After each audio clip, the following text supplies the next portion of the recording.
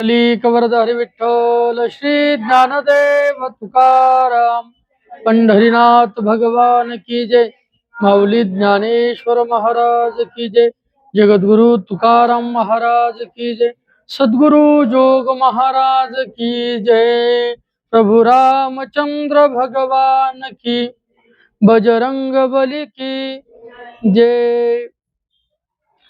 लोकाभिरामम रणरंगधीरम राजीव नेत्रम रघुवंशनाथम कारुण्य रूपम करुणाकरंतम श्रीरामचंद्रम शरणम प्रपद्ये।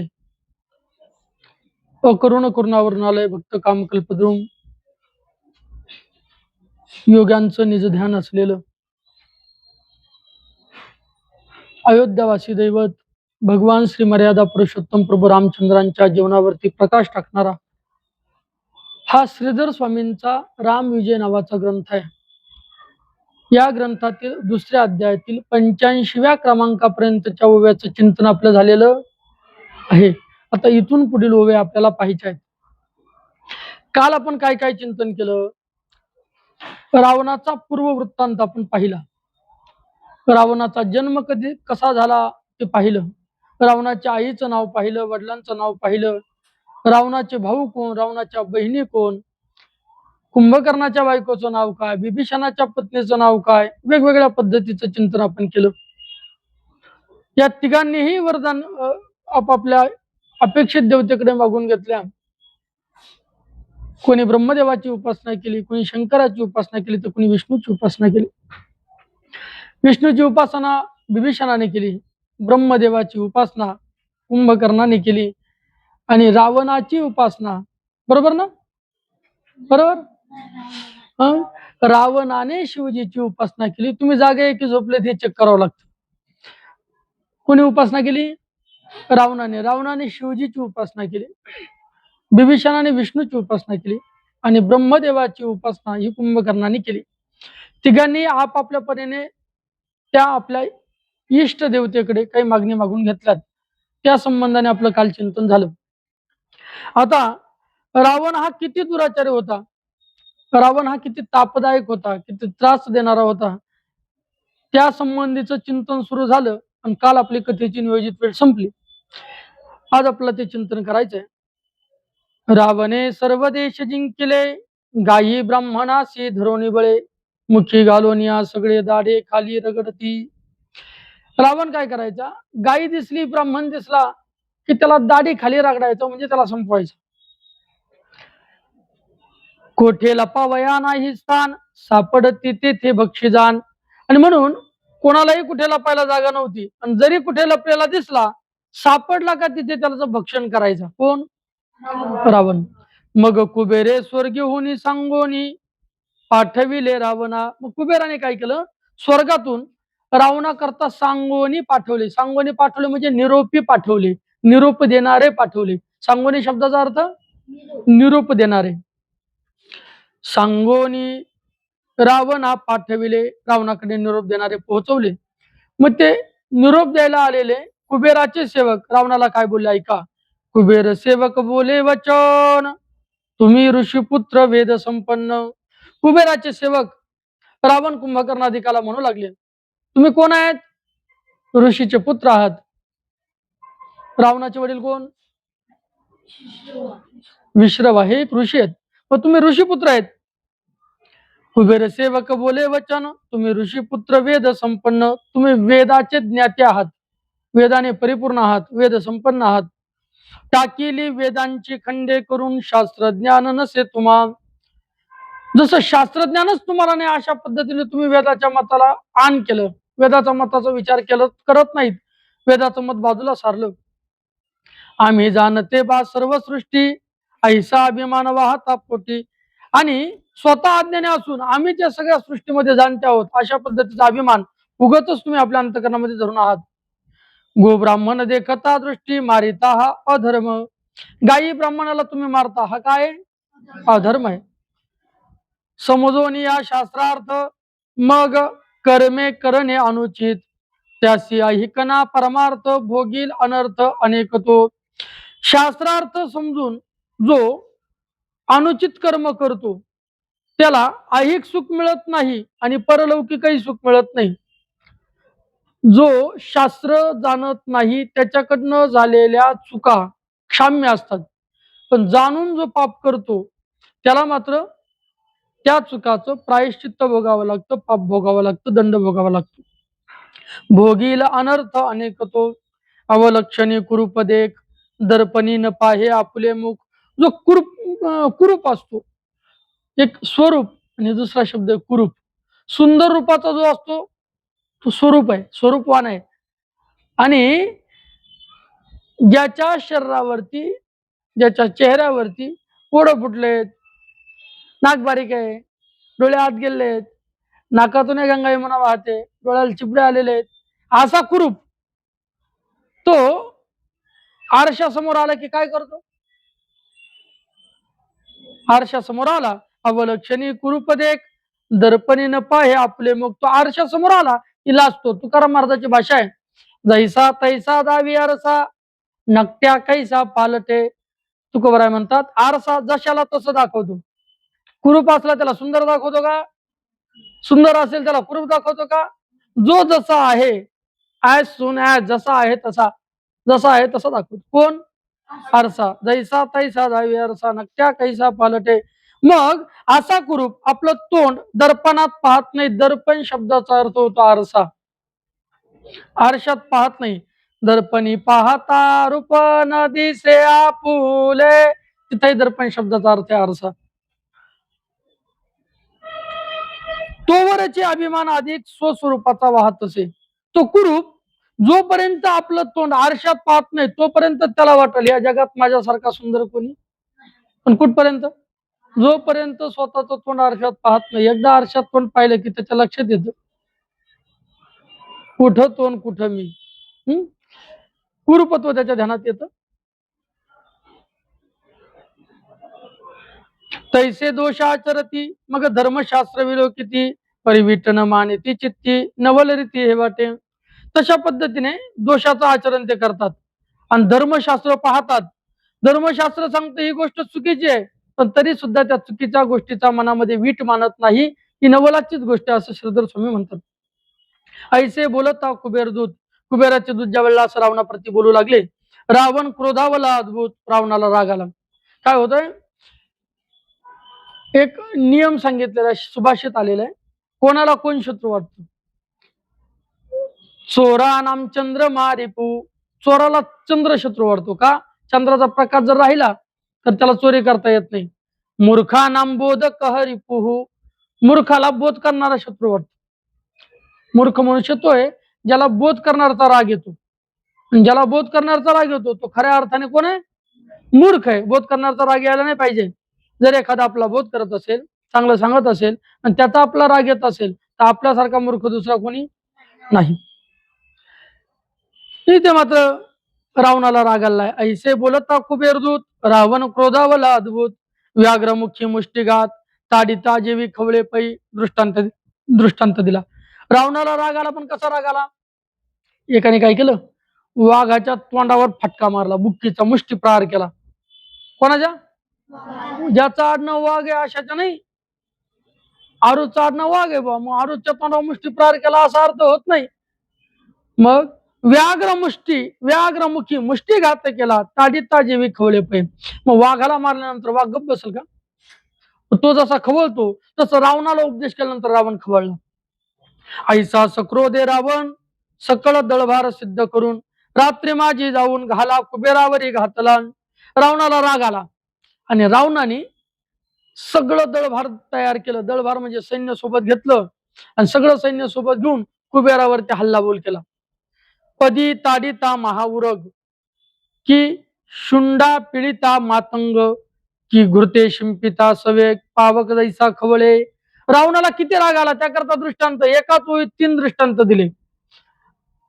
बघा, पदी ताडिता महाउरग. महा म्हणजे मोठा, उरग म्हणजे साप. मोठा साप जर पायाने ठेचला मग तो कसा खवळतो, तसा रावण खवळला.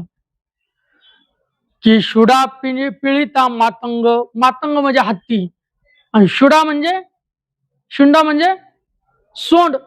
त्या हत्तीची सोंड पिळल्यानंतर तो हत्ती जसा खवळतो तसा रावण खवळला. की घृते शिंपिता सवेग पावक जैसा खवळे. घृत म्हणजे तूप.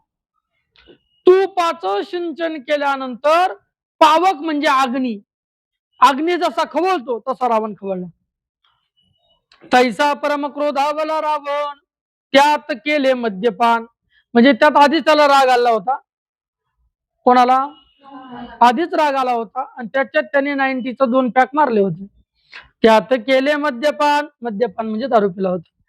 सर्व द्रव्य हिरोने कुबेराचे घेतले. त्याने कुबेराचं सगळं धनी राहून घेतलं. आता कुबेराचं रावणाचं नातं काय? कुबेर रावणाचा सक्का सावत्र भाऊ.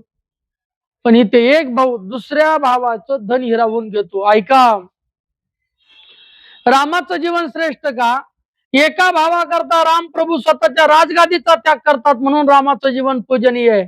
आणि सख्या सावत्र भावाचं धन हिरावून घेण्याकरता रावण कुबेराच्या धनावर स्वारी करतो. त्यामुळे रावणाचं जीवन निंदनीय अशा पद्धतीने आहे. रामप्रभू का पूजला जातात? भरत सख्खा सावत्र आहे, पण सख्या सावत्र भरता करता राजगादीचा त्याग करणारा राम म्हणून पूजला जातो. आणि सख्या सावत्र भावाच्या धनावर वाईट नजर ठेवणारा रावण दररोज निंदल्या जातो, त्याची निंदा केली जाते. बरोबर आहे की नाही? त्यामुळं परधनावरती परधनाचा कधी अभिलाष धरू नये. परधन मानावे जैसे मन असू द्यात, परश्री माते समान जाण. गाढवाचं लग्न. पदी ताडिता महाउरग शुडा पिळिता मातंग घृते शिपिता सवेग पावक जैसा खवळे तैसा परम क्रोधावला. तशा पद्धतीने रावणाला राग आला आणि त्यांनी कुबेराच्या संपत्तीवरती घाला घातला. कुबेराला सर्व द्रव्य हिरवून कुबेराचे घेतले. कुबेराचे सर्व द्रव्य त्यांनी हिरावून घेतलं. काय काय हिरावून घेतलं? गज म्हणजे हत्ती हिरावून घेतले. रथ आणि पुष्पक विमान हे तिन्ही हिरावून घेतले. गज, रथ आणि पुष्पक.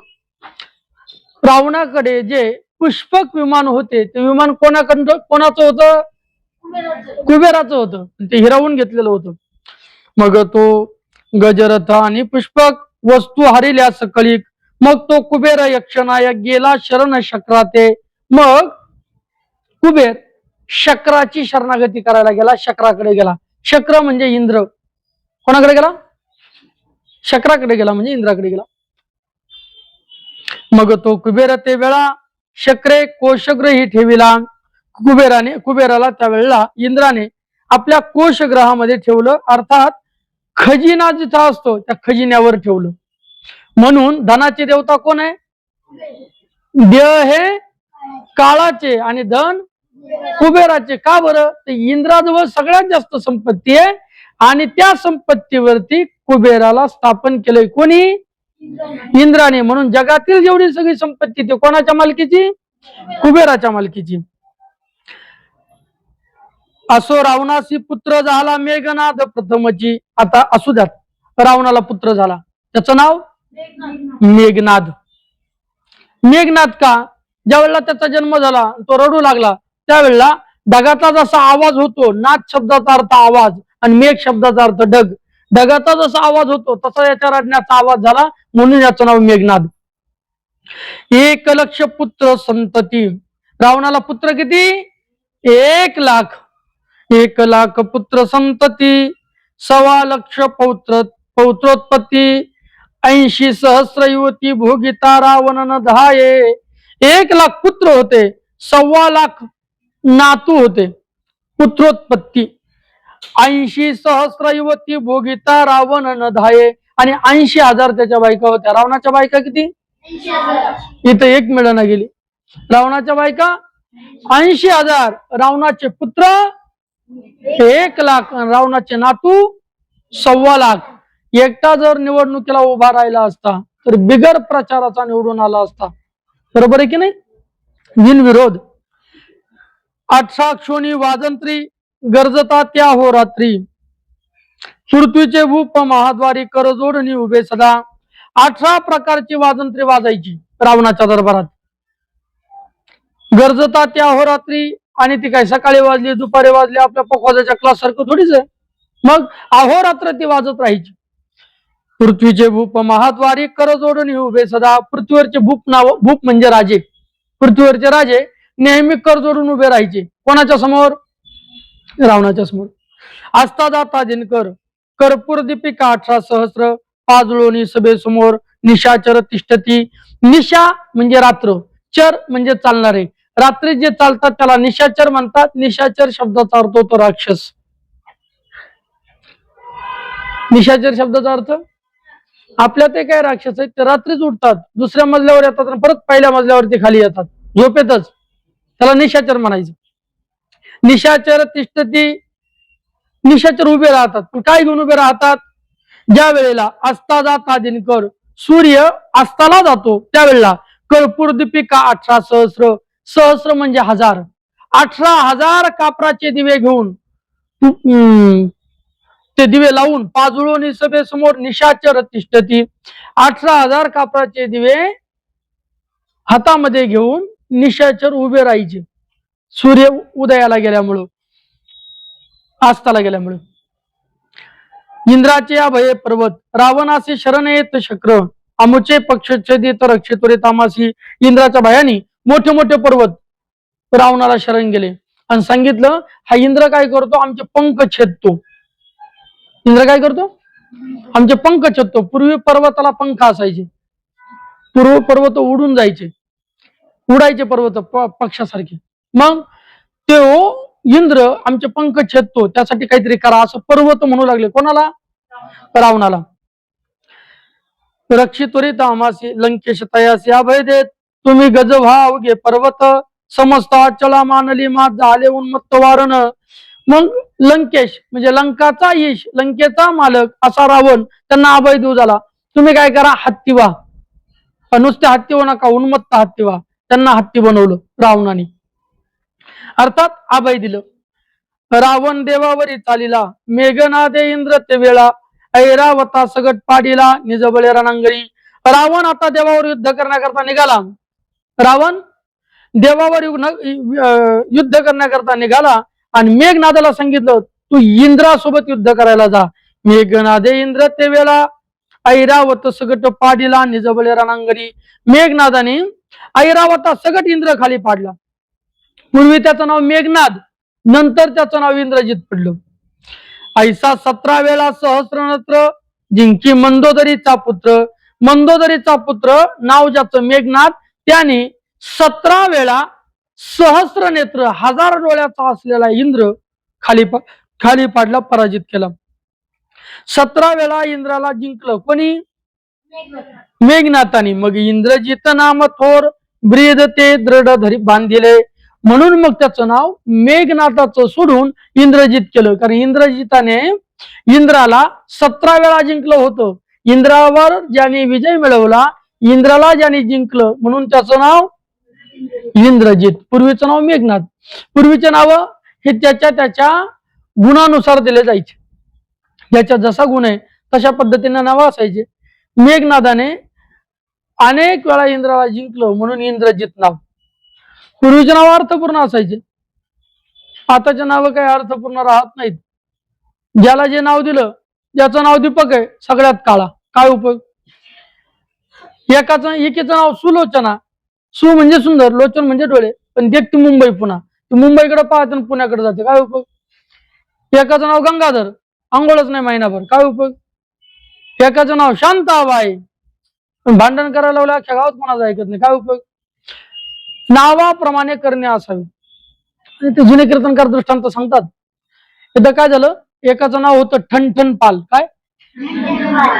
ते ठणठण पाल नाव तुम्ही ऐकल्यावर हसले, तसं त्याला कुणी हसायचं?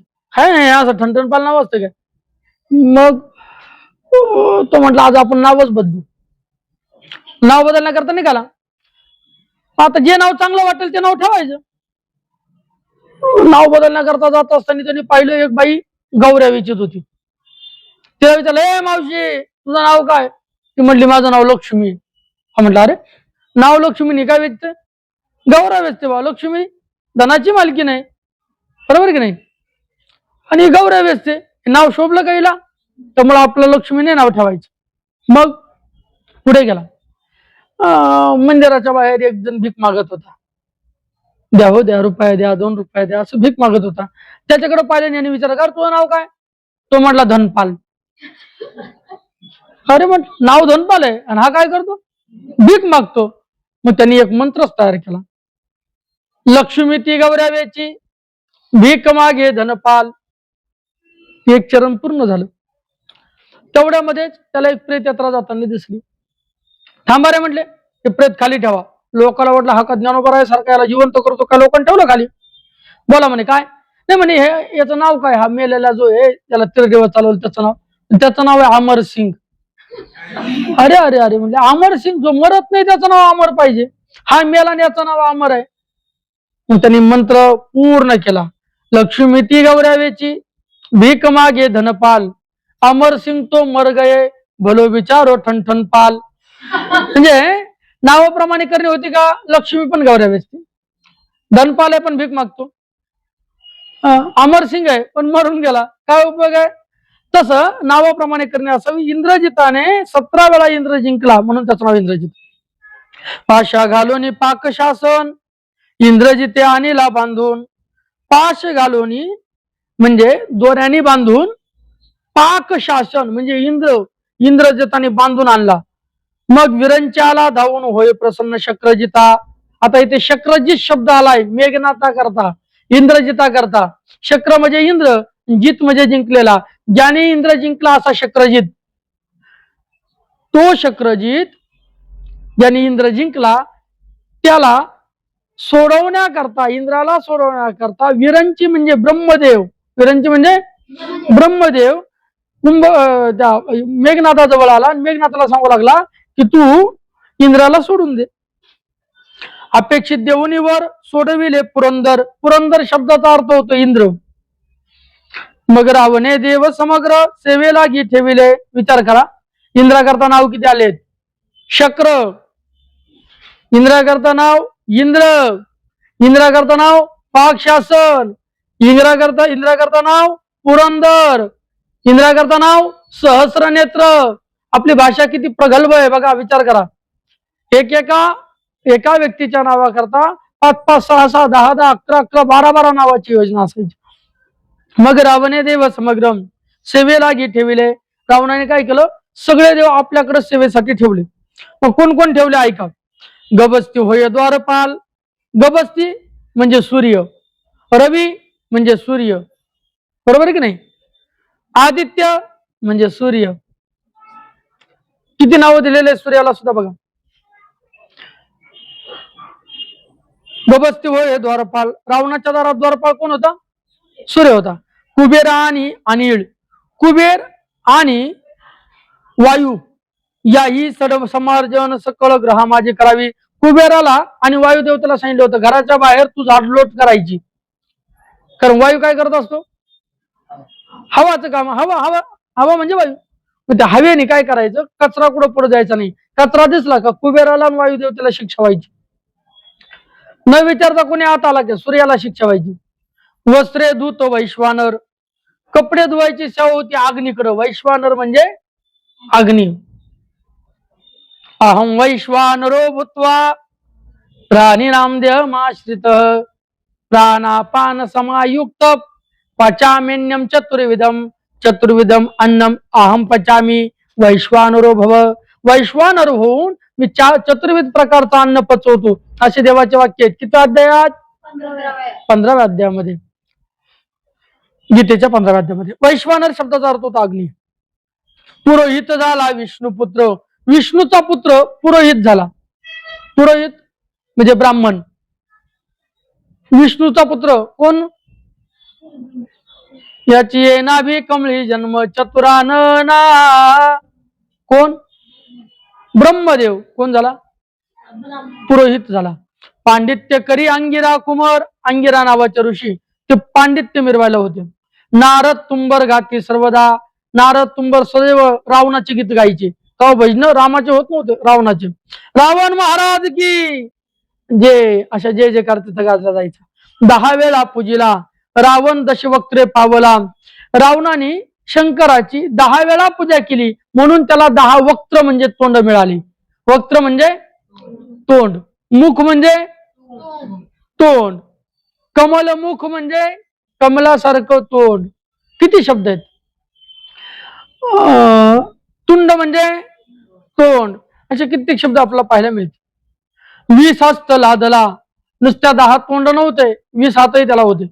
शिवही केला वशतेने, त्यांनी शंकराला वश करून घेतलं होतं.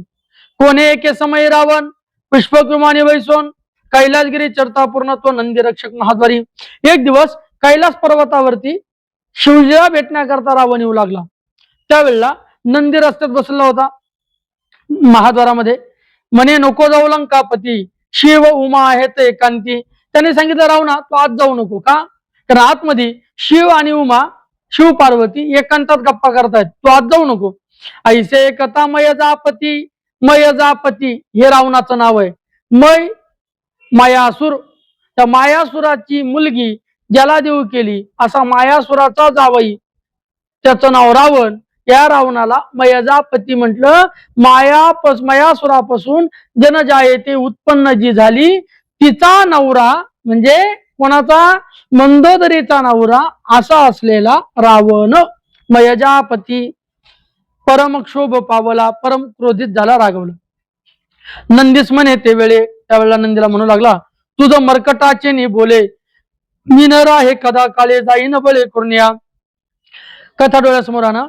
रावण एकदा शिवजीला भेटण्याकरता कैलास पर्वतावर निघाला. रावणाला नंदीने सांगितलं शिव आणि पार्वती एकांतात गप्पा मारतायत, तू आत जाऊ नको. आत जाऊ नको म्हटल्यानंतर रावण म्हटलं मी जाईलच. म्हणजे जी गोष्ट करू नका म्हणून सांगितली तो जी गोष्ट करतो त्याला रावण म्हणायचं. पॅन्टी घालू नका रे, लुंग्याला म्हटलं तरी पॅन्टीच घालतो, ते रावण आहे, ऐकत नाही ना. हा, आता असा असला रावण म्हटलं मी तुझं काय बोलणं ऐकू? माकड आहे तू, होय बाजूला. कोणाला म्हटला? नंदीला. माकडा होय बाजूला, मी तुझं कशाला ऐकू, मी जाणारच आहे. मी नर आहे कदा काळी जाईन बले करून या. मी बळ लावून आतमध्ये जाईल आणि तू विरोध करत असेल तर मी युद्ध करून जाईल. ऐसे बोलता दशकंदर. दशकंदर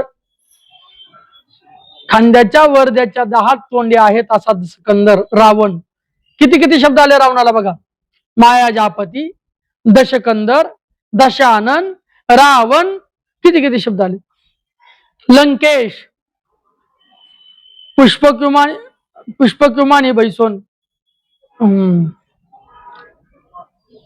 ऐसे बोलता दशकंदर. कोपला तेव्हा नंदिकेश्वर. ज्या वेळेला नंदीला हा दशकंदर रावण असं बोलू लागला त्यावेळेला राग आला नंदीला. आणि मग नंदीने त्याला शाप दिला. शाप शस्त्रे ताडिले सत्वर, दशकंठा सीते दवा. हातात पाणी घेतलं नंदीने आणि रावणाला शाप दिला. काय शाप दिला ऐका. म्हणे उन्मत्त तू मूढमती, तुझं नर वानर रनिवदिती, तू दशरुद्र पूजिले निगुती, 11वा मारुती तुझा बाप प्रगटेल. तुझा बाप माझ्या मनाचे ग्रंथात नाही. अर्थ काय ऐका.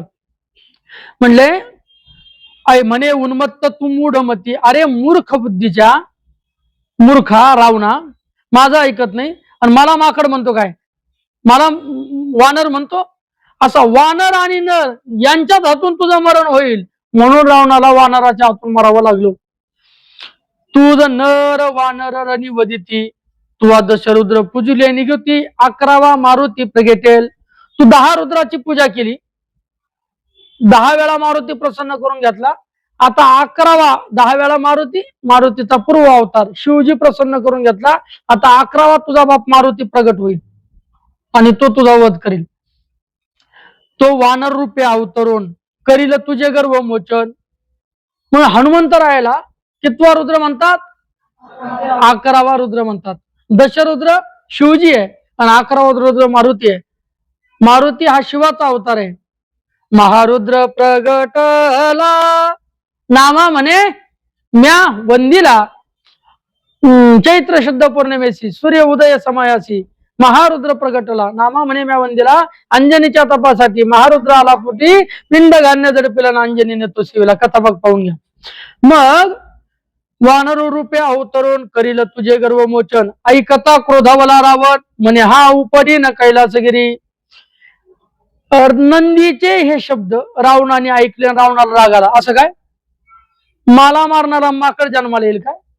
अरे अख्खा कैलास पर्वत उपटून फेकील असं रावण म्हणू लागला. उचलून या कैलास पर्वत लंकेत नेईन क्षणात. क्षणात कैलास पर्वत उचलून लंकेत घेऊन जाईल. म्हणून तळी घातला हात समूळ उचला वयासी म्हणून पर्वत उचलण्याकरता त्याच्या खाली हात घातला. ते जाणोनी हिमनग जामात, हिमनग जामात म्हणजे शंकर, हिमाचा जावाई, हिमालयाचा जावाई कोण आहे? शंकर. त्या शंकराने रावण हा पर्वत उचलतो हे जाणून निजपदे दडपिला पर्वत, पायात सगळी ताकद लावली, त्या ताकदाने तो पर्वत दडपला, खाली दाबला. सहस्र वर्षपर्यंत आक्रंदत रावण, 1000 वर्षापर्यंत रावण नुसता डोळ्यातून अश्रू गाळत होता, रडत होता. मग करी शिवाचे स्तवन, मग तो शंकराचं स्तवन करू लागला. जटाकटा संभ्रमं भ्रमन्निलिंप निर्जरी विलोरवीच वल्लरी विराजमान मूर्धनी धगद धगद धगज्वललाट पट्ट पावके किशोर चंद्रशेखरे रती प्रतीक्षणम मम. अशा पद्धतीने तो शिवाची उपासना करू लागला, स्तवन करू लागला. शिवाचे स्तवन, प्रसन्न झाला त्रिनयन. शंकरा करता आता दुसरं नाव आलं त्रिनयन. पहिलं आलं महा हिम नगज जामात, हिम नग जामात शंकरा करता पहिलं नाव. आता दुसरं नाव आलं त्रिनयन, 3 डोळ्याचा असलेला शंकर. त्याने दशवक्त्र दिदला सोडून आला परतो निलंकेशी. त्याने 10 तोंडाचा असलेला रावण सोडून दिला, मग तो लंकेला परत आला. पण तरी त्याचा माज जिरला नाही. काही भाषेत त्याला माज म्हणतात, पुणेरी भागात त्याला कंड म्हणतात. एकदा रेवा तिरी ध्यानस्थ बैसला असता मायेजा कांत, पुढे शिकता लिंग विराजित ते पाणी चढत माघारे. ऐका, एकदा हा रावण रेवा तिरी ध्यानस्थ बैसले असता, रेवा तीर म्हणजे नर्मदेच्या तीरावर, रेवा नदी म्हणजे नर्मदा नदी, या नर्मदेच्या तीरावर ध्यानस्थ बसले असताना कोण? रावण. पुढे सिक्ता लिंग विराजित, त्याने एक वाळूचं लिंग तयार केलं. सिक्ता लिंग म्हणजे वाळूचं लिंग, आणि त्या वाळूच्या लिंगाची तो पूजा करत होता. ती पूजा करत असताना, ध्यानाला बसला असताना तो पाणी चढत मागारे, पाणी माग येऊ लागलं. कसं काय पाणी मागे यायला लागलं? सहस्र अर्जुने निज भुजे करून कोंडिले नर्मदेचे जीवन. सहस्र अर्जुन नावाचा त्या काळी फार मोठा योद्धा होता. त्याने स्वतःच्या हाताने ते सगळं पाणी कोंडून ठेवलं. ध्यान करता रावण अकंठापर्यंत बुडाला, आणि पाणी वर अडवल्यामुळं, पुढे पाणी अडवल्यामुळे मागे पाणी सगळं साचलं. रावण जिथं ध्यान करत बसला होता तिथे रावणाच्या नाकातोंडात पाणी जाऊ लागलं. मग त्यावेळेला परम क्रोधावाला दशमौळी, दशमौळी म्हणजे 10 तोंडाचा असलेला रावण फार रागाने लालबरक झाला. धावून आला ताई आजवळी, त्या सहस्र अर्जुनाजवळ धावून आला. म्हणे कोण रे तू ये स्थळी, रेवा जल कोंडितोशी, तू कोण आहे रे? कशा करता येणार नर्मदेचं पाणी कोंडायला लागला? सहस्र अर्जुन कवळ घालून ग्रेवेशी धरला दशवदन. सहस्र अर्जुनाने त्याला अशी मिठी मारली आणि त्याची अशी मान पकडली. ग्रीव म्हणजे मान. की मृगेंद्रे धरला वारण झाले प्राण का सवीस. ज्या पद्धतीने मृगेंद्र म्हणजे हरिण किंवा मृगेंद्र म्हणजे सिंह, सिंहाने ज्या मृगेंद्र म्हणजे हरिण, धरीला वारण, वारण म्हणजे सिंह. सिंहाने ज्या पद्धतीने हरिण धरल्यावर तो हरिण जसा कासवीस होतो, हरिण जसा, मृग म्हणजे हरिण आणि वारण म्हणजे सिंह. सिंहाने हरिण धरल्यानंतर हरिण जसा कासवीत होतो तसा प्राण कासवीस होऊ लागला. कोणाचा? रावणाचा. म्हणजे पहिल्यांदा हा युद्ध करायला कुठे गेला? नंदी बरोबर. तिथं रावणाकडनं सोडून आणला, तिथं रावण सोडून आणला. आता तो नंतर पुन्हा युद्धाची खुमखुमी आली. कुठं आला? सहस्र अर्जुनाकडे. तिथे त्याचा प्राण कासवीस होऊ लागला. बहु काळबंदी घातला, बऱ्याच काळ त्याला बंदीशाळेत ठेवलं. मग पौलच्य ऋषी धाविनाला, मग पौलच्य ऋषी धावत आले आणि धावत येऊन भिक्षा मागून ते वेळा सोडविला राक्षस. पौलच्य म्हणजे विश्रावाचा बाप, रावणाचा आजा. आजोबाला नातवाची दया आली. पौलच्य ऋषी पाया पडायला लागले, जाऊ द्या आमचा नातू सोडून द्या. लहान आहे म्हटले, बावळट द्या सोडून. मग त्याला सोडून दिलं. सोडविला राक्षस बळीची अनग्रादेक. मग तिथून आल्यानंतर तुम्हाला काय वाटतं? तो गप राहिला. त्याला पुन्हा युद्धाची खुमखुमी आली. बळीची अनग्रादेक. बळीचा आला लंका नायक. लंकेचा राजा बळीच्या नगरात गेला पाताळात. जैसा व्याळाचे वेळी मूषक चारा घेऊन प्रवेशला. व्याळ म्हणजे साप. सापाच्या दारात जसा मूषक म्हणजे उंदीर चारा घेऊन जातो, तशा पद्धतीने हा बळीच्या दरबारात आला. तो बळीची महाद्वारी एक पुरुष उभा दंडधारी. त्यावेळेला तिथं बळीच्या दारात एक पुरुष हातात दंड घेऊन उभा होता. कोण? कोण? द्वारपाळ बळी द्वारी झाला, उंच नीच काही नेने भगवंत, तिष्ठे भाव भक्ती देखून. त्या अभंगामध्ये आलंय की नाही, राखे दारवंटा बळीचा. देव वामन अवतारामध्ये बळीकडे काही मागायला गेले होते, बरोबर आहे ना. वामन अवतारात मागायला गेले, 3 पद भूमी मागितली आणि बळीराजाला पाताळात घातलं. बळीराजाला पाताळात घातलं. बळीराजा म्हटला, मी तर दान दिलं बुवा देवा, आणि तुम्हाला पाताळात घातलं. दात्याचा असा अपमान करशील तर इथून पुढे लोक दान करतील का? मग जाऊ दे बाबा म्हटलं, माझ्याकडनं चुकलं ना, आता काहीतरी माझ्याकडनं वरदान मागून घे. काही नाही म्हणे, मला येता जाता मी बाहेर आलो, कधी बाहेर येईल त्यावेळेला तुमचं दर्शन झालं पाहिजे. मी कधी आत येईल त्यावेळेला मला तुमचं दर्शन झालं पाहिजे. मग याला कधी हा आत येईल आणि कधी बाहेर जाईल सांगता येत नाही. याला कधी बाहेर जाण्याचा मोह होईल, कधी आत जाण्याचा मोह होईल सांगता येत नाही. म्हणून वामनाने तिथं सिक्युरिटीचं काम केलं. का? हा कधी आत येऊ दे बाहेर जाऊ दे, याला मी दिसल. हा त्या पाठीमागचा भाव. तो बळीच्या महाद्वारी, एक पुरुष उभा दंडधारी, जयाच्या तेजा माजारी, शशीमित्र जळपती. त्या बळीच्या दारासमोर जो हातामध्ये दंड घेऊन उभा होता, त्याचं तेज इतकं होतं की शशी म्हणजे चंद्र आणि मित्र म्हणजे सूर्य, शशी चंद्र सुद्धा त्याच्यापेक्षा कमी पडत होते. तुझी निवढळी कोटी चंद्र प्रकाश आहे की नाही, कमला नयन हास्य वदन हास्य. हा परमेश्वर किती सुंदर आहे, किती तेजस्वी आहे. राजस सुकुमार, मदनाचा पुतळा रवी, शशी कळा लोपलिया. रवी म्हणजे सूर्य, शशी म्हणजे चंद्र. चंद्र सूर्याचं तेजही जिथं कमी पडतं, त्याही तेजाला तेज देणारा असा हा परमेश्वर बळीच्या दारात दंडुक घेऊन उभा होता, सिक्युरिटीचं काम करत.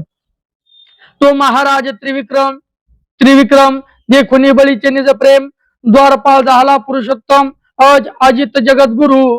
तो त्रिविक्रम, त्रिविक्रम म्हणजे तिन्ही लोकांमध्ये ज्याच्या विक्रमाची कीर्ती आहे असा त्रिविक्रम महाविष्णू. त्रिविक्रम म्हणजे कोण? महाविष्णू. तो महाविष्णू पाहून देखोनी बळीचे निज प्रेम, तो महाराज त्रिविक्रम, द्वारपाल झाला पुरुषोत्तम, अज अजित जगद्गुरु. 3 पदव्या देवा करता वापरल्या. देव अज आहे. अज शब्दाचा अर्थ जन्माला न येणार आहे. तुम्ही आम्ही जन्माला येतो, देव जन्माला येत असं कसं महाराज? गोकुळाष्टमी कशाचा उत्सव आहे? रामनवमी कशाचा उत्सव आहे? तुम्ही म्हणता जन्माला येत नाही. अरे बाबा तसं नाही. जन्माला येत नाही म्हणजे जे मूळ तत्व आहे ब्रह्मतत्व, ते ब्रह्मतत्व न जायते म्रियते वा कदाचिन नायम भूत्वा भविता वा न भूय. अर्जुनालाही देवाने सांगितलं, अरे तुला वाटतं माझे जन्म होत आहे, पण मला जन्म नाही. मी आजो पिसन्नवे आत्मा, मी आज आहे, मी जन्माला न येणार आहे. अजित, अजित म्हणजे कोणालाही न जिंकला गेलेला असा मी आहे. आणि जगद्गुरु, कृष्ण कोण आहे?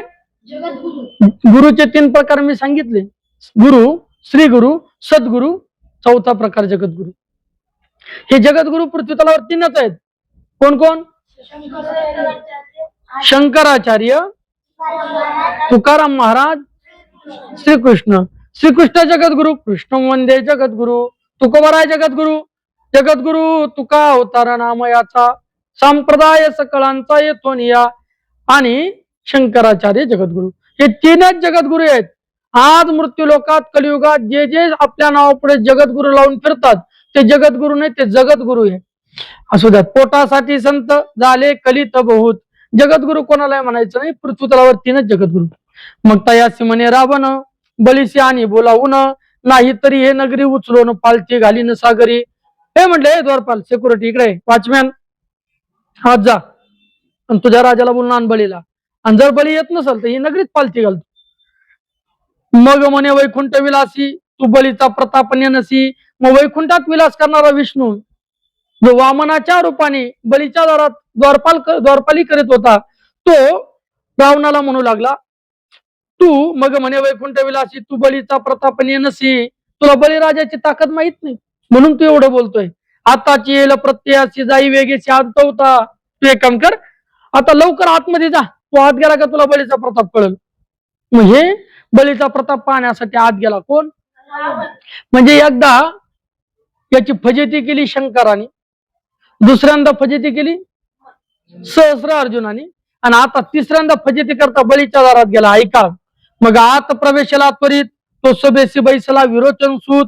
आत प्रवेश केला आणि आतमध्ये विरोचन सूत बसला होता. बळीचं दुसरं नाव विरोचन सूत. सूत म्हणजे पुत्र. बळीच्या बापाचं नाव विरोचन. प्रश्न विचारला जाऊ शकतो, विरोचनाचा मुलगा कोण? त्या बळीची आई, त्या बळीची आई एकदा असं म्हणली, अच्छा हुआ गई नहीं विरोचन के साथ, ऐसा पुत्र पैदा हुआ प्रभू पसारे हात. बरं झालं म्हटले विरोचनाच्या सोबत सती गेले नाही. का सती गेली नाही? पूर्वी सती जायची पद्धत होती, पण पोटामध्ये गर्भ होता म्हणून सतीला गेली नाही.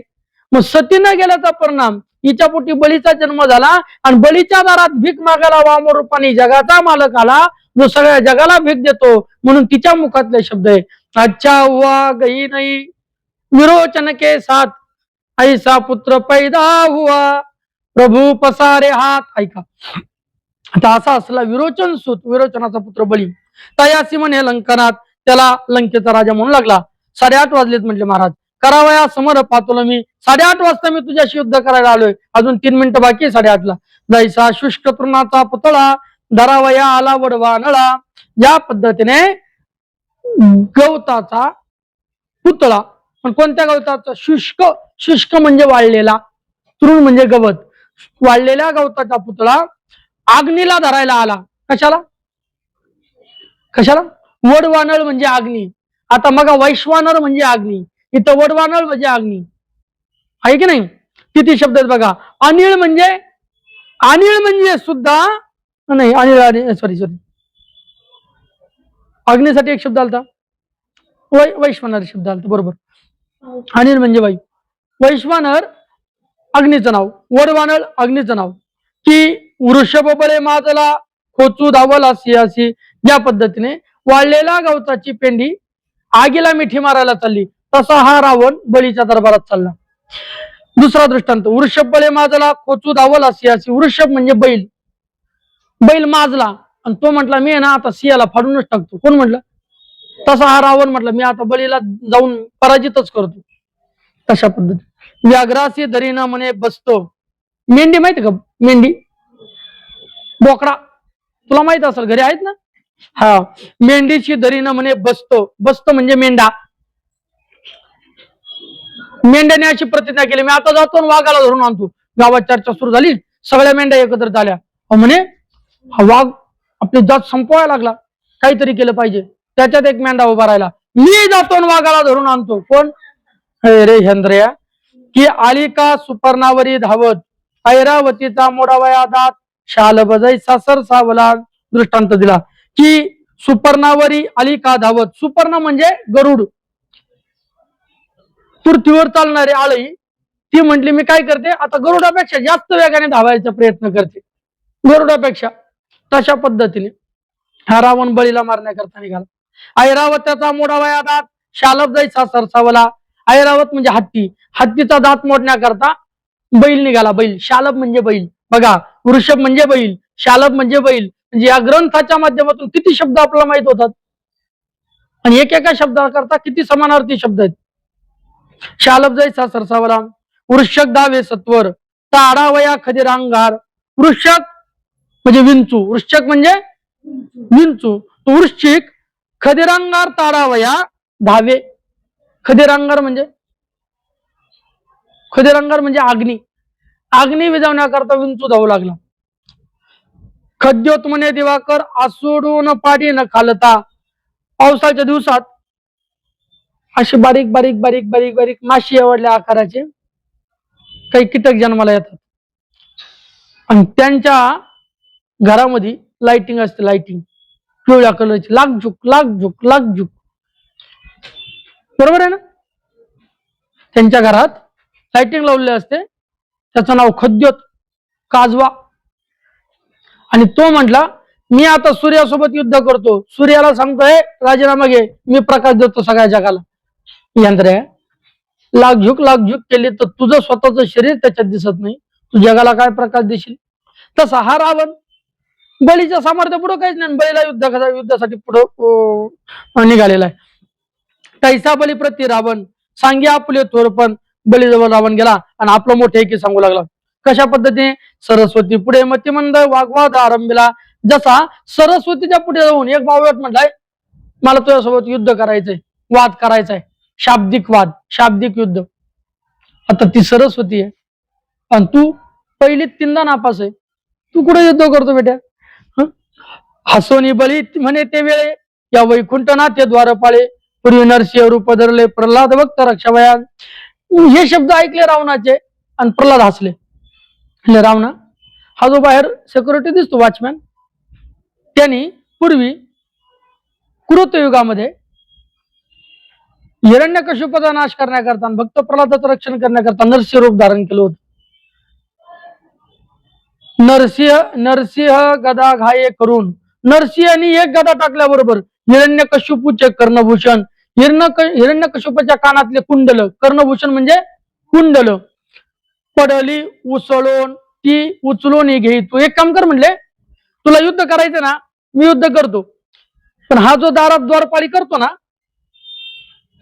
त्यांनी पूर्वी कृतयुगामध्ये नरसिंह रूप धारण केलं होतं आणि प्रल्हादाचं रक्षण करण्याकरता हिरण्यकश्यपूचा नाश केला होता. हिरण्यकश्यपूला एक गदा मारली आणि त्याच्या कानातील कुंडल खाली पडलं. ते कुंडल फक्त तू उचल, इथं पडलेलं कुंडल आहे बघ, उचल. आता तुम्ही म्हणा प्रल्हादाचा दृष्टांत का दिला?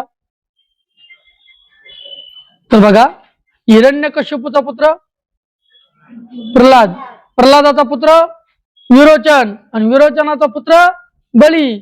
मग ज्या नगरात, या पाताळात हिरण्यकश्यपूचा वध भगवान नरसिंहांनी केला होता, त्याच नगरात बलीच्या दारात देव भीक मागायला गेला होता आणि त्याच नगरात देव द्वारपाळ बनून राहिला होता. म्हणून त्या नगरात तिथं हिरण्यकश्यपूला मारलेलं त्याच्या कानातलं पडलेलं कुंडल होतं, ते उचल म्हटलं रावणाला. ती उचलो गेला दशकंदर, बळे लाविले विषयी कर. एका हाताने उचलला जाणं, मग विशीच्या विषयी हात लावले. सगळं बुलडोजरच, क्रेन क्रेन. दैसा मशकाशी न ढळे कुंजर, तैसा झाला रावणा. ज्या पद्धतीने हत्ती असा चिखलात गुतला आणि हत्ती सगळ्याला म्हणू लागला, मला बाहेर काढा ना. मोठ्या मोठ्या ट्रॅक्टरला जमलं नाही, जेसीबीला जमलं नाही, क्रेनला जमलं नाही. एक माशी म्हटले, सगळे बाजूला, मी बाहेर काढते, आणि ती ढकलू लागली. तिला ते उचलला जाईल का, ढकलला जाईल का? तशा पद्धतीने ते उचललाच जाईना त्याला. काय? कानातलं कुंडल. तैसे झाले रावणा पै, निस्तेज झाला ते वेळी, तो बळीची राणी विंध्यावळी. बळीची त्यावेळेला रावण निस्तेज झाला आणि तिथे बळीची राणी, तिचं नाव विंध्यावळी. बळीच्या बायकोचं नाव काय? विंध्यावळी. सारी पाठ खेळता प्रतिमेळी, फाशी हातीचा उसळला. ती त्याच वेळेला सारीपाठ खेळत होती. सारीपाठ खेळता खेळता तिच्या हातातला फासा असा लांब पडला. बळी काय म्हटलंय, ते कुंडल तुला उचलत नाही तू इकडे. तो बळी म्हणे, रावणासी फासा आणि वेगेसी, तो जो फासा पडला ना, तो इकडे घेऊन ये. परी तोही न उचले तयासी, राक्षसासी खेद वाटे, परंतु तोही त्याला उचलला गेला नाही.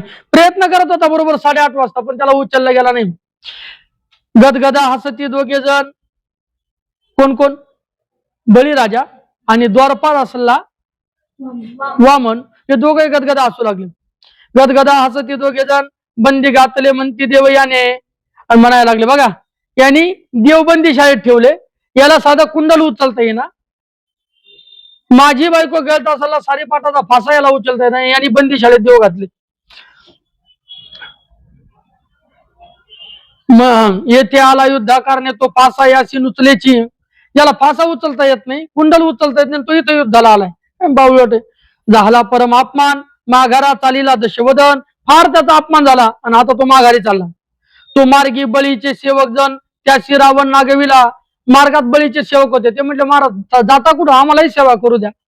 त्यांनी रावणाला पकडलो. घेतली वस्त्रे शस्त्रे हिरून, त्याच्या हातातले शस्त्रे हिरावून घेतले, कपडे काढून घेतले. नागवाच केला भोंगळा. मुखाची तेल मसी लावून, मसी म्हणजे तव्याचं काळ, ते तोंडाला लावलं. डोक्यावरचे केस त्याचे कापून टाकले. विषयी हस्त बांधून त्याचे विशीच्या विषयी हात बांधले. नगरा माझी हिंडविती, सगळ्या नगरात फिरवलं त्याला नागवच. एका अंगावरी धुळी टाकी ती, त्या रावणाच्या अंगावर कोणी धूळ टाकायचं. एक दाढी धरून ओढती, त्याची चप्पी केली होती पण दाढी नव्हती केली ना, मग त्याची दाढी धरूनच कोणी ओढायची. 10 तोंडाची. एक बळीची बाई सविती, एक उठविती सवेची. एक जण त्याला बळच म्हणजे बस काय म्हणजे कोण? बळीच्या राजातील नगरवासी लोक. एक करीती शेणमार, काही जण असे शेणाचा गोळा घ्यायचे मारून फेकायचे. काकुळती येत दचकंदर, दचकंदर रडायचा, रावण रडायचा, सोडा रे वाचवा रे, पाव पाव पळो पाहे जाऊ बाहेर, तो द्वारपाळ जाऊ नदी. पळायचा प्रयत्न करतो तो द्वारपाळ बाहेर यायचे, जातो कुठं चल माग लावायचे. शूद्रद्वार मोरी मधून मस्तक घाली जवळ रावण. रावणाने विचार केला आता मोकळ्या रस्त्यानं पाळता येणार. तो काय केला, आंघोळीच्या नदीत गेला आणि त्याला त्या मोरीला एक खाली पाणी जाण्याकरता असा खड्डा केलेला असतो, बारीक होल असतो. त्या होलात त्यांनी डोकं घातलं. कुणी? रावणाने. तो सर्व ठाई वामन दंडावरी मारित. मग तिथं वामनाच्या हातात दंड होता, त्याने हे पिटला, तो डोकं अडकलं होतं. डोकं अडकलं काय, मग गुतली काय फटके काय, हे रावण जोडला. बळीच्या अश्वशाळेत रावण सुधाक्रांत हिंडे नग्न. बळीच्या अश्वशाळेत नेऊन बांधला. अश्वशाळा, अश्व म्हणजे घोडे, घोडे जिथे राहतात अशा अश्वशाळेत बांधला नेऊन. आणि तिथे तो सुधाक्रांत झाला, भूक त्याला लागली आणि नग्न अवस्थेतच फिरू लागला. चणे खात तसे वेचून. तिथं आता तुम्ही म्हणाल तिथं चणे कसे काय आले? घोड्याचं खाद्य काय असतंय? चण. मग घोड्याला खायला आलेले चणे घोड्याच्या तोंडातून खाली पडलेले जे होते ते तू वाचायचा ना खायचा. मागे कोरांना घरोघरी आणि घरोघर जाऊन म्हणायचं चतकुर अन्न द्या ना. कोण? लंकेचा राजा. पोटासाठी वाग्याहून म्हणे मी मल्हारीचा श्वान. कोटंबे चोंडके काखे घेऊन नाचोने धान्य मिळवी.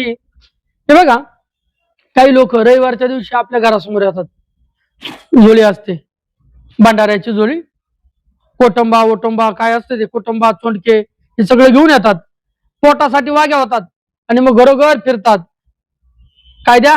धान्य द्या. आम्ही कोण आहे? आम्ही वाघ्या वाघ्या, हा वाघ्या आहे त्यामुळे आम्हाला धान्य द्या. अशा पद्धतीने मी मल्हारीचा कुत्रा आहे म्हणतात. वाघ्या म्हणजे मल्हारीचा कुत्रा, मी मल्हारीचा कुत्रा मला धान्य द्या. अशा पद्धतीने धान्य जसं तो वाघ्या मागतो तसा हा रावण दारोदार भीक मागू लागला. तो दासीने धरला कौतुके. एकदा एक दासीला वाटला हा भीक मागतो, दासीने कौतुकाने तो रावण उचलला. उदक आणि ता घालता काखे, पाणी आणायला चालली होती, तिने उग बघलेत दाबला तो. तया काकुळती येत दिन मुख्य मग सोडी ती सत्वर. तो म्हणायला लागला ए मावशी सोड ना ग, मरल मी. म्हणून तिने तर फार काकुळती आल्यामुळे सोडला. मग विश्रवा धावून बळीसे भेटला येऊन. मग विश्रवा धावत आला. विश्रवा कोण? रावणाचा बाप धावत आला आणि धावत येऊन म्हणे बंदीचे घातला रावण तो भिक्षे समजत येईजे. बळीला म्हटला माझा पोरगा तुम्ही बंदी शाळेत घातला, तो तेवढा आता भिक्षा म्हणून तुम्ही मला द्या, माझ्या पदरात भीक घाला, माझा पोरगा मला देऊ करा. बळी बोले आन वाहून येथे कोणास नाही बंधन. बळीने शपथ वाहिली, पांडुरंगाची शपथ, वामनाची शपथ, विष्णू शपथ, आमच्या दारात कोणी बंदी नाहीये. मग कुठे रावण? ग्रामात असे रावण तो शोधून येईजे. गावात असेल कुठेतरी, जातला घेऊन जा म्हणले. तो बळीच्या अश्वशाळेत देखील पिता देखोनी रडू लागला. बळीच्या अश्वशाळेत चणे खाताने पाहिला बाप रडायला लागला. अरे अरे अरे. त्याला आळंदीत कीर्तन शिकायला पाठवलं, भजन शिकायला पाठवलं. ते सकाळी फक्त 6:30च्या नाश्त्यालाच वेळेवर आहे, हरिपाठाला सुद्धा वेळेवर नाही. ते दुपारच्या जेवणालाच वेळेवर आहे, ते ग्रंथ चिंतनला वेळेवर नाही. बळीच्या अश्वशाळेत देखील पिता देखोनी रडू लागला. मग ऋषीने वामन अस्तवेला सोडून नेला रावण. त्या विश्रवा ऋषीने वामनाची स्तवन केलं आणि आपला मुलगा सोडून नेला. परम लज्जित रावण लंकेशी आला परतून. आता एवढी फजेती झालेला रावण लंकेला परत आला. मागोती पराक्रम धरून म्हणे मी जिंतीन वाळी ते. आता तरी त्याचा जोर जिरायला पाहिजे होता का नाही? आता म्हटलं जाऊ द्या काही का असं ना, या टायमाला मी जिंकलच, आता आहे ना मी वाळीला जाऊन जिंकून आणतो. आता वाली सोबत युद्ध करायला निघाला. वाली, इथं वाली शब्द आलाय. तो समुद्रातरी शक्रसूत बैसला असे ध्यानस्थ. वाली हा शक्राचा पुत्र म्हणजे इंद्राचा पुत्र आहे. वाली कोणाचा पुत्र? आणि वालीचा पुत्र अंगद. आता पुढे येणार आहे ते. आता असा असला शक्रसूत वाली बैसला असे ध्यानस्थ, ध्यानात बसला होता समुद्राच्या तीरावर.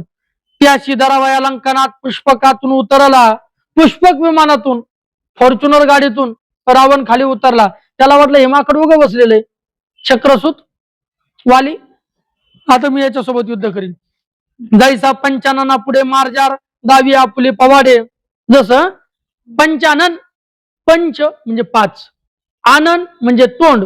एकदा तोंड उघडल्यानंतर सामान्य प्राण्याच्या तुलनेत 5 तोंड उघडल्यानंतर जेवढी तोंडाची साईज होते, उंची होते, तेवढी ज्याच्या तोंडाची उंची आहे असा सिंह म्हणजे पंचानन. तो केवळ पंचानन यडका मदन. बरोबर की नाही? पंचानन शब्द तिथे आला. पंचानन म्हणजे सिंह. आता असा सिंहापुढे मांजर आपले नाटक दाखवायला लागली. तशा पद्धतीने की पंडितापुढे महामुडे भागवत आरंभिला किंवा विद्वानापुढे उगच एक जण म्हणलं, या मी ग्रंथ सांगतो. रासबे ब्रीद बांधून नारदा पुढे मांडले. आता जगात सगळ्यात मोठा कीर्तनकार कोण आहे? नारद कीर्तनकार आहे. आणि त्या नारदाचं गायन किती सुंदर असेल. एकदा एक रासब, रासब शब्दाचा अर्थ होतो गाढव. गाढव म्हणलं, हे रावणा तूच काय गातो रे, मी तुझ्यापेक्षा भारी गाईल. आणि त्यांनी जे 6 लावला, कसा लागला असेल? अरे पेटीचे एकदम सगळे बटन दाबल्यावर भात आवडल्यावर जसा आवाज येतो तसा आवाज आला गाढवाच्या गाण्याचा. रासबे ब्रीद बांधून नारदा पुढे मांडले गायन की महाव्याघ्रावरी टवकारून जंबूक जैसा पातला. किंवा मोठ्या वाघावरती टवकारून.